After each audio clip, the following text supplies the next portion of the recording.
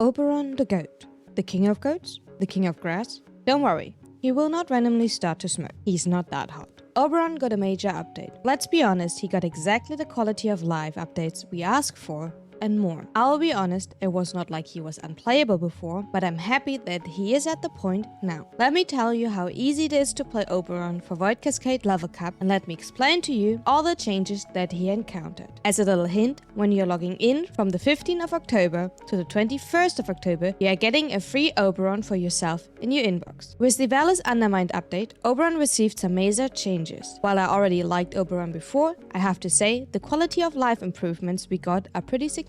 Let's go over them together. Just a quick disclaimer, in this section I will be focusing more on the changes to his abilities rather than explaining the abilities themselves. To begin with, Oberon and Oberon Prime both received an armor buff. At first glance, this may not seem huge, but is actually quite nice for health tank builds and synergizes well with his third ability, Renewal. More on that later. His new passive. This is probably the biggest change to Oberon. When picking up a health orb or universal orb, Oberon and allies with infinity range gain a righteousness renegotiation charge. You see this symbol appear on the HUD. Each ally can hold up to 3 charges, and they don't lose their charges when leaving Oberon's affinity range. But what exactly is righteousness negation? Think of it as a mini Mesmer skin. It makes you temporarily invulnerable to damage. When you are hit, 1 charge is consumed, with a brief 0.25 second cooldown before the next charge can activate. If your last charge is used, you'll get a slightly extended invulnerability period. The number of charges you and your allies have is visible on the HUD. Oberon's first ability is called Smite. Smite was usually the ability I would subsume over, but not anymore. It now fully strips armor and overguard. It is an instant cast, which makes it a decent ability for shield gating as long as you can target an enemy close by, and it is based off ability strength. With a total of 250% ability strength, you will strip 75% of an enemy's current health, which is the cap. You can't go beyond that. When cast into a group, Smite will prioritize Eximus units. The Smite infusion argument remains unchanged. Hallowed Ground is Oberon's second ability. This ability got a nice upgrade. Instead of a cone, each grass patch is now a full circle where the radius scales with range. This effect is now applied to enemies and allies not just standing on it, but also passing over it, means even while jumping or flying close by. Most importantly, it now applies a guaranteed radiation status effect, which makes Arcane Universal Fallout even better on him. There's a slight nerf, you can now only have 3 active patches instead of 4. A unique synergy with Renewal is that while standing on Hallowed Ground, Renewal's healing is doubled. The argument for Hallowed Ground, Hallowed Eruption, was also changed slightly. It now increases Hallowed Ground duration for 100% to 200%. For the third ability, Renewal. At first glance, the changes look good, but after testing, I have one major issue with this rework. Energy cost is now a flat 3.5 energy per second, regardless of an ally count. Amazing. So don't worry about running with the Necros in your team. Renewal's range is now based on affinity range. But here's the downside. If allies leave affinity range, they lose the buff. For Phoenix Renewal, that means it also won't trigger if allies are outside affinity range anymore. Meaning, it is no longer a map-wide emergency death free. The death prevention for your team only works when they're in Oberon's affinity range.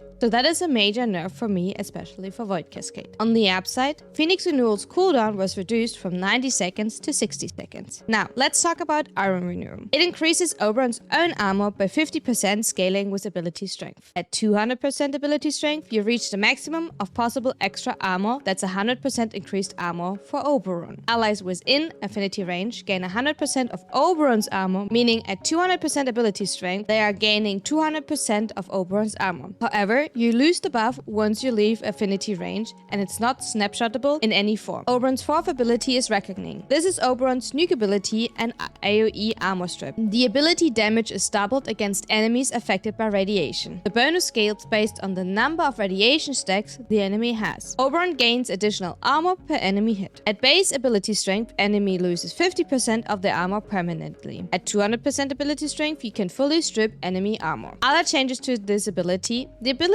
no longer blind, and the casting speed has been improved. For the argument Hallowed Reckoning, this now has a grace period after leaving the affected area before losing the extra armor. With the Vallis Undermined update, Oberon has become a true powerhouse, especially with the changes to his passive and Smite. In this guide, I'll walk you through builds specifically for Void Cascade around Smite. One focused on comfort and survivability, the other for maximum range to test our boundaries. I will also show optional weapon loadouts that you can use for this run, but they're mostly suggestion and not binding. For the first build, this build aims to hit 250% ability strength, allowing us to one-tap Straxes with Smite after applying Viral. To achieve that strength level, we are stacking several sources. We're using Mold Augmented, which grants us 60% ability strength at full stacks. Transient Fortitude, which adds another 55% ability strength. We are sacrificing a bit of duration for that, but we're balancing this out with Prime Continuity and, in my case, 1 Tauforged Red Arcane Shards for ability duration. For our aura, we are running Growing Power. This is not needed because with Transient Fortitude and Mold Argument, we're already reaching exactly 215%, but it is that little bit extra. Since Smite now completely strips armor on Overguard, we don't need Corrosive Projection. Similarly, with Oberon's new passive and the use of Omamori, we don't need Brief Respite, unless you want to skip Arga mods on your secondary, in which case it's optional. For the rest of our build, we are running Prime Flow, which gives us a nice energy pool and helps us with our energy economy. With Stretch, our hallowed ground has a radius of 21 meters. Little reminder, Renewal is a channeled ability, so we can't use Arcane Stretch. Even after the changes to Phoenix Renewal, I'm still using it for myself and when my teammates are my affinity range. I still would call it our joker. If we or an ally take fatal damage while Renewal is active, we are healed to 50% of HP instead. It works once every 60 seconds now. For classic shield gating, we're using Catalyzing Shield, Fast Deflection, and Rolling Guard. Thanks to Omamori and the new passive, 1 recharge mod is enough. As a little hint here, even our passive is active, Omamori will be consumed. And with Smite now being an instant cast armor strip,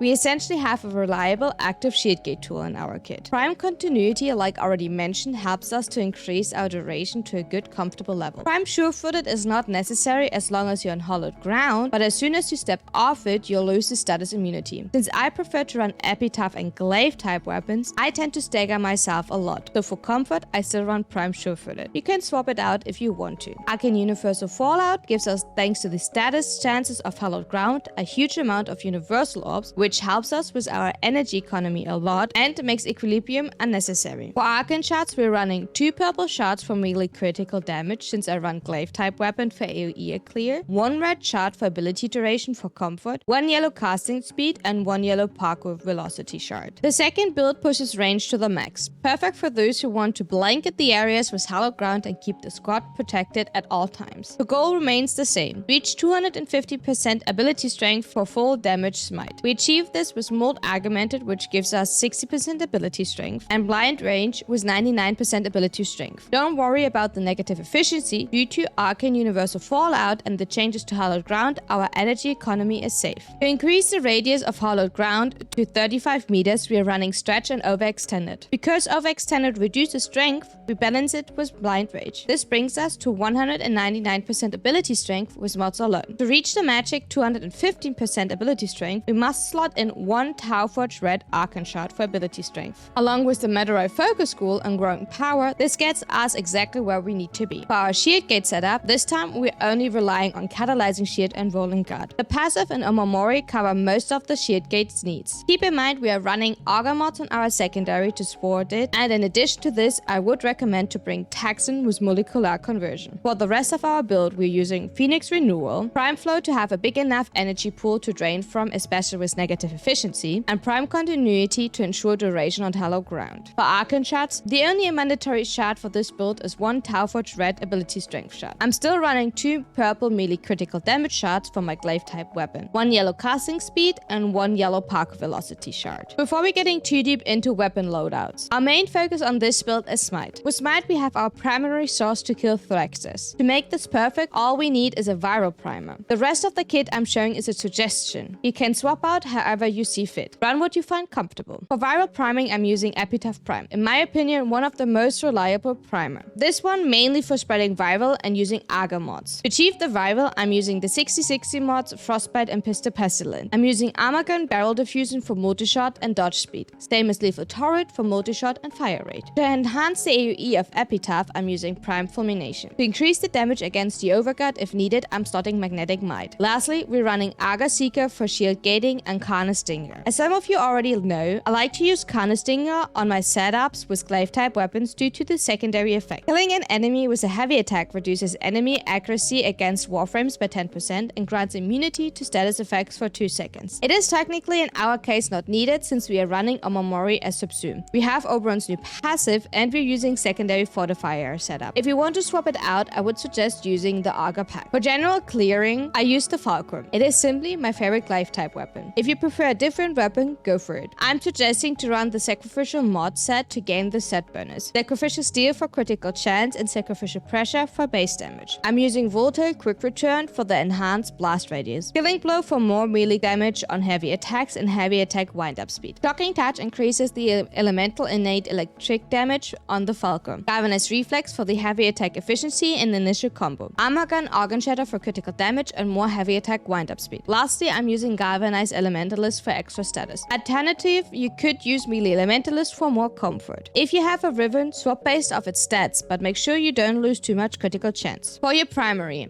as of now, 2-day post-update, glaives don't feel great against Acolytes. My main killer here is the Burst and Prime and Cannon. For this one, I'm running Galvanized Chamber for multi-shot, Gilded Truth for fire rate, Critical Delay and Vital Sense for the crit setup, High Voltage and Malignant Force for my corrosive, Armor Gun Serration for base damage and sprint speed, and also because I will not have my Deadhead stack up at all time, and the Riven. Minus Heat, multi-shot and more critical chance. If you don't have a Riven and it doesn't fit here, you can use Galvanized Scope or Hellfire, depending what you want to achieve. Remember, Rivens are quality of life and not needed. For the companion, you can literally bring whatever you prefer. Since I suggested Texan for the second build, I want to show you my preferred Texan build that I'm running for Void Cascade. If you need a more in-depth tutorial to Texan, I'm leaving you my Texan guide in the info box. Texan is one of the best options for shield gating due to its own mod called Molecular Conversion. I usually pair it with a Verglass to achieve the 50% critical chance to activate Tenacious Bond, but you need a Riven to achieve that. Here's one build example for both of the setups. What is your opinion on the Oberon rework? Thank you so much for watching. Don't forget to like and subscribe. See you soon.